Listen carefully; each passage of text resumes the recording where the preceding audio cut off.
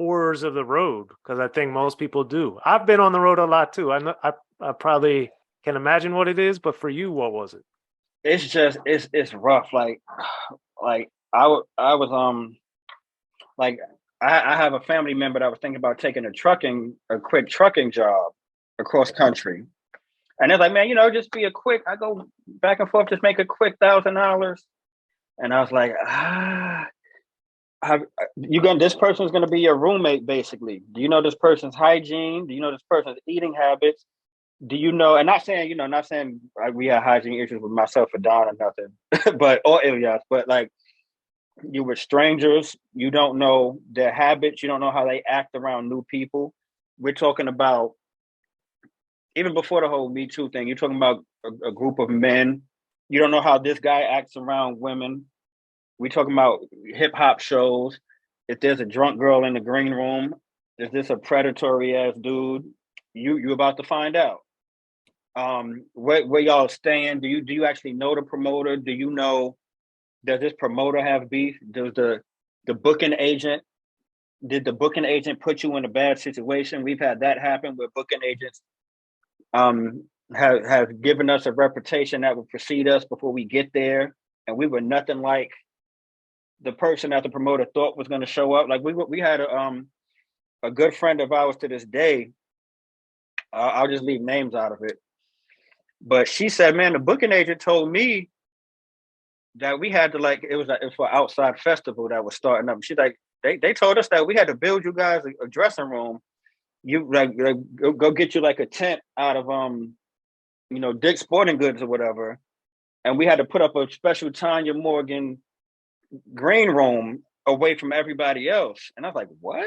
It's like, "Yeah, they said build you guys like your own, like full family tent." And I'm like, "We don't need a tent." And like just crazy stuff like that. Like man, we thought y'all were divas because your booking agent said you need blah blah blah, or you're not stepping on stage and blah blah blah. And I'm like, no. And then things like, you leave a town and somebody said, they were acting like this, or Ty Morgan stayed at my house and somebody broke the toilet. This person, Ty Morgan brought this person to my house and they stole something. Like, I thought you knew that person. I don't know that person. I thought you knew him. It's like any crazy story you can think of, we've gone through it. Like I said, like a random person just ending up in a part of your party, your entourage, and stealing, or like somebody being nasty to one of your female friends, or like just people being weird, or people stealing money, or people being shady about how much money you were supposed to make, or people taking a wheel that don't have driver's licenses, or can't drive or have warrants.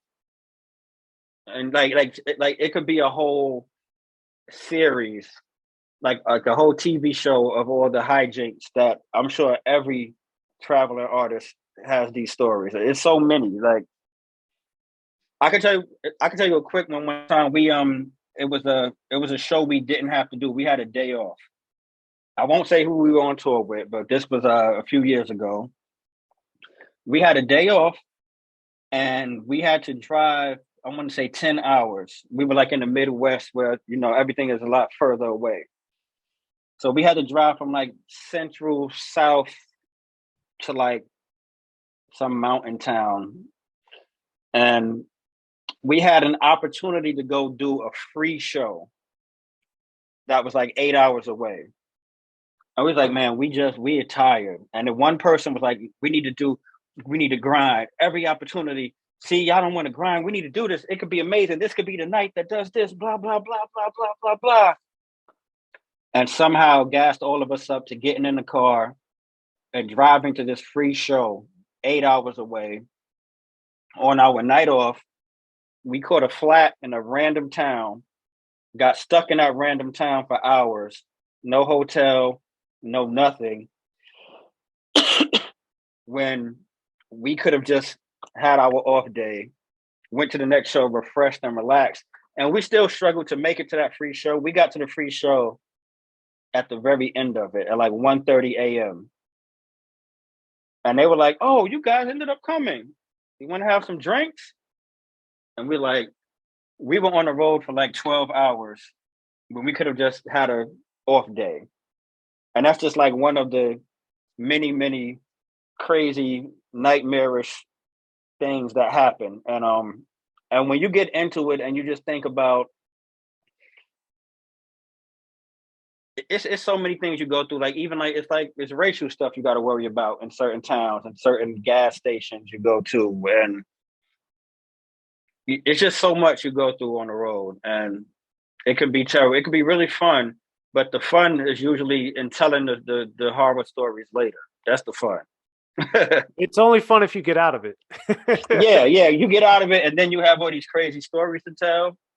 That's like one of the lighter stories, but yeah, like it's so many times when I've said we've gotten in cars in other countries, just gotten in random cars. They say, "Hey, you performing?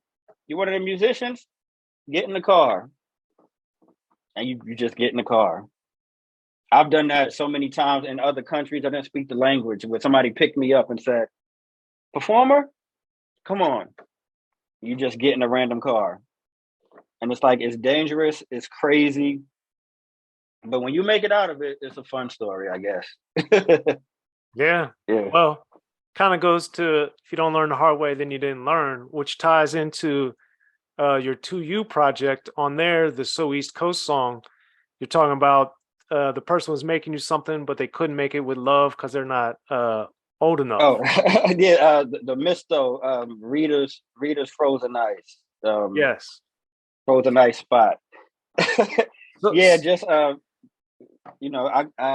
think I'm a comedian, and that was based on something real. Like I went and got one. Rita's is only open during the summer, and it's like a $5 like slushy / milkshake thing. And I'm like, this thing is expensive, and you can only get it during the summer, and you want everyone to hit. You want them all to be delicious. And then, it was just some 15-year-old kid with a summer job made it. And again, me thinking I'm funny, I was like, you don't know what love is, so you couldn't make this with love. Just, I think I'm funny. yeah. But I also thought that was an interesting way to get into that song, because how you're talking about being so East Coast, but in the chorus, you made a point to like shout out the different regions, West Coast, etc. So why did you do that on the chorus in particular? That's just because New York, especially being where hip hop began, imported from Jamaica, we take such pride in it, and a lot of that pride has come across as arrogance to everybody outside of New York. And definitely in the South, definitely on the West Coast, that still, that's still ringing today. And I just wanted it to be clear that what I'm doing, also within my travels, like we go on tour and I do a song like The Yorker, Fit It Up. Depending on where I was, I would have to like almost tone it down kind of, because doing like a hometown pride record when you're from New York, in my opinion, is a little bit different. The hometown pride hip hop record, because you go on the road and take that song with you, it can be seen as it has that weight of this is ours on it, And I just remember this one time we was in, LA is one of our we got so many fans in Los Angeles, in the California, in the West Coast period, but we doing the show in LA, and I was doing the Yorker, and I was like, fit it up, my Yankee hat, and somebody in the crowd had on the LA hat, the Dodgers hat, and I was like, yo, I see your hat, fit it up, and then the crowd was like, no, when I threw on the LA hat, and it's just like, in my mind, it's like, man, people just want to know that New York got respect for them too, even down to the generations to this day. It's like, some people don't know. I know a lot of the younger people now, they just see like, the South is dominating. But, our generation, we know that it was heavy East Coast, and even to this day of when people consider lyricism, like, oh man, you're a lyricist, man. You could be from New York. And it's kind of like a backhanded compliment to them. And like lyricism only comes from New York. And you know, when you say lyricism, a lot of people mean you're nice, you can rap well. You could be from New York because you can rap well. That's what some people are saying when they say all of that. So me doing that, you know, my So East Coast song was just like, hey man, just so you know, it's nothing but love to the South, the Midwest, the West Coast. But yo, I'm just letting you know I'm so East Coast. And you know, that's what it was. I wanted it to be like a inclusive. Even down to me calling my album City for Sale.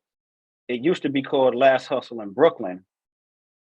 But I didn't want it to be an album just about Brooklyn, because when I was making that album, I really was touring the world and I was watching Paris gentrify and the whole world freaking gentrify. So I was like, this shouldn't just be about Brooklyn. So yeah, just wanting to like still be who I am and represent where I'm from and be proud of where I'm from. But although you've heard it a million times, especially in hip hop. So yeah. Yeah, well, with City for Sale at the end of Pity Party, you have Big Daddy Kane on there, snippet from Big Daddy Kane talking about the changes of Brooklyn, and his disdain for it as well. And that was a very surprising and powerful thing that you put at the end of Pity Party on City for Sale. So what made you put it at the end of that song in particular and relatively early in the City for Sale project? Shout out to rest in peace Combat Jack. Shout out to Dallas Penn. That was a snippet from when Big Daddy Kane was on the Combat Jack show. And I don't remember what year that episode aired, but from the second I heard that, I was deep into my immersion of this Last Hustle. Excuse me, at the time it was called Last Hustle in Brooklyn. And I was deep in this world of that, where like I'm living, like I said, I was way too deep into this remembering high school nostalgia thing with P's Gotta Have It. And I did the same thing when like I just was noticing everything, kind of like, you know, like you start working on something and you get kind of obsessive, and it's just like, that's something I could write about. That goes with the album. And I was just doing that, like, oh, see, he's on, that would work perfect with the album because that's what I'm talking about. And I would have those kinds of conversations for the 2 or 3 years I was working on the project with so many different people. And every time it was somebody from somewhere different. Although I'm coming from, you know, where I'm coming from, it was always somebody, you know, I would talk to somebody in Oakland. I would like in D.C. a few years back when they started like fixing up D.C., quote unquote, fixing up, if you want to call it, you know, however you look at it. And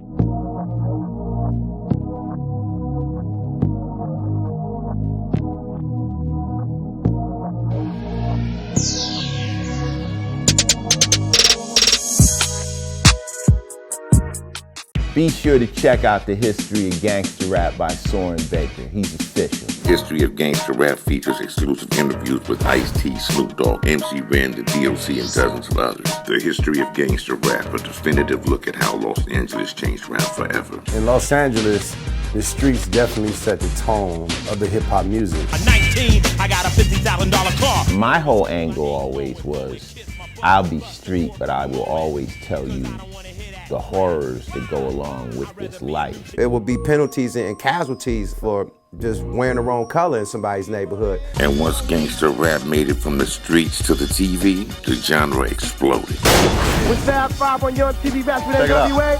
Yo MTV, it just catapulted us from being local heroes to national gangbang rappers. The History of Gangster Rap discusses it all from 1980 up till today. It's always gonna be shit happening in the streets. You know what I mean? So it's always gonna be something to talk about. The History of Gangster Rap in stores now.